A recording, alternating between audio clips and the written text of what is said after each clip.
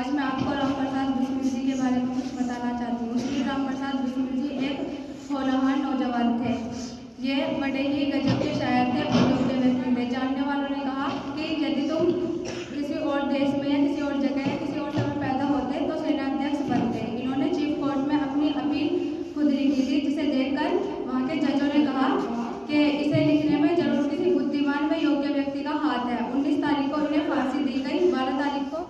12 तारीख को इनके मित्र इनके लिए दूध लाए कि पी लो, तो फिर इन्होंने मना कर दिया कि अब तो मैं भारत माता का ही दूध पीऊंगा। 18 तारीख को गोरखपुर जेल में इनकी माता इनसे मिलने गई, तो राम प्रसाद बिस्मिल जी को अपनी माँ को देखकर इनके आंसू निकल पड़े।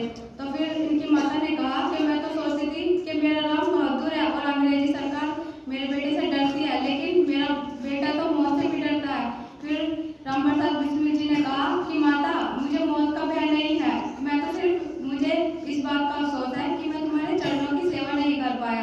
फिर उनकी माता ने कहा कि यदि तुम मेरे चरणों की सेवा नहीं कर पाए, तुम जिस भारत माता के लिए जान देने जा रहे हो वह मेरे लिए सबसे बड़ी सेवा है और मेरे दूध का इसी से शान बढ़ेगी।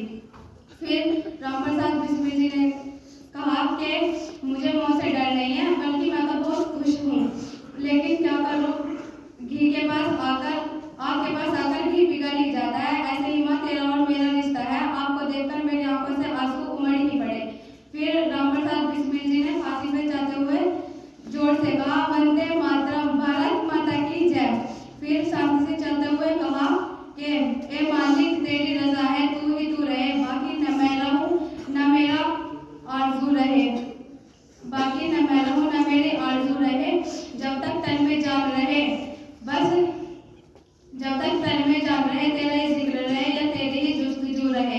फिर उन्होंने फांसी के तख्ते पर खड़े होकर कहा, I wish the downfall of British empire, मैं ब्रिटिश साम्राज्य का पतन चाहता हूँ। फिर उन्होंने एक शेर पढ़ा, अपने अहले बल रहे हैं और न ही अरमानों की भीड़, अपने अहले बल रहे हैं और न ही अरमानों की भीड़, एक मिट जाने से हसरत अब दिले बिस्मिल में है। फिर उन्होंने ईश्वर के सामने प्रार्थना की और एक गुरु मंत्र पढ़ा। फिर रस्सी खींची गई और राम प्रसाद बिस्मिल जी फांसी पर लटक गए। वे वीर महान पुरुष आज हमारे बीच नहीं है। स्वदेश प्रेम में उनकी माता ने कहा था कि मैं अपनी इस बेटे की मृत्यु पर प्रसन्न हूँ, दुखी